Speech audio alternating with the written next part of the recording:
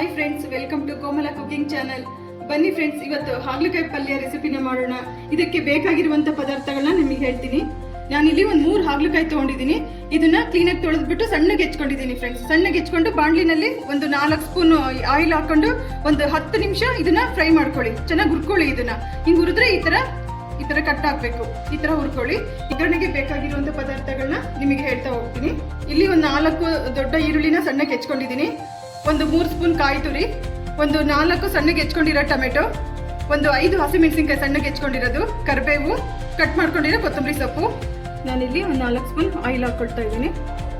ಇಲ್ಲಿ ನಾನು ಅರ್ಧ ಸ್ಪೂನ್ ಸಾಸಿವೆ, ಒಂದು ಅರ್ಧ ಸ್ಪೂನ್ ಜೀರಿಗೆ, ಕರಿಬೇವು, ಮೆಣಸಿನ್ಕಾಯಿ,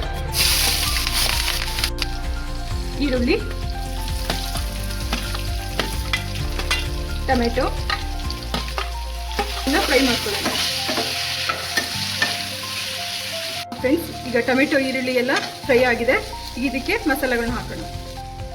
1 ಸ್ಪೂನ್ ಸಾಲ್ಟ್, ಒಂದು ಅರ್ಧ ಸ್ಪೂನ್ ಧನಿಯಾ ಪೌಡರ್, ಒಂದು 1/4 ಸ್ಪೂನ್ ಖಾರದ ಪುಡಿ, ಒಂದು ಅರ್ಧ ಸ್ಪೂನ್ ಬೆಲ್ಲ, ತೆಂಗಿನಕಾಯಿ ತುರಿ. ಇದನ್ನೆಲ್ಲ ಸೇರಿಸ್ಬಿಟ್ಟು ಫ್ರೈ ಮಾಡಿ. ಆಮೇಲೆ ಹುರಿದಿರೋಂಥ ಹಾಗಲಕಾಯಿನ ನಾನು ಇದಕ್ಕೆ ಹಾಕೊಳ್ತಾ ಇದ್ದೀನಿ.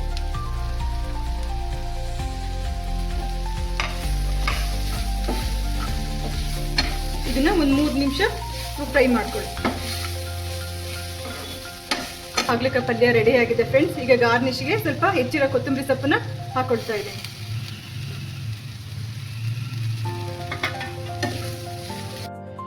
ಈಗ ಹಾಗಲಕಾಯಿ ಪಲ್ಯ ರೆಡಿ ಆಗಿದೆ. ಈ ಪಲ್ಯ ಚಪಾತಿ, ರೊಟ್ಟಿ ಜೊತೆಗೆಲ್ಲ ಚೆನ್ನಾಗಿರುತ್ತೆ ಫ್ರೆಂಡ್ಸ್. ಮತ್ತೆ ಆರೋಗ್ಯಕ್ಕೂ ಒಳ್ಳೆಯದು. ನೀವು ಮನೆಯಲ್ಲಿ ಮಾಡ್ಕೊಳ್ಳಿ. ಹೇಗಿದೆ ಅಂತ ಕಮೆಂಟ್ ಬಾಕ್ಸ್ ಅಲ್ಲಿ ಕಮೆಂಟ್ ಮಾಡಿ. Like, share, subscribe my YouTube channel. Thank you.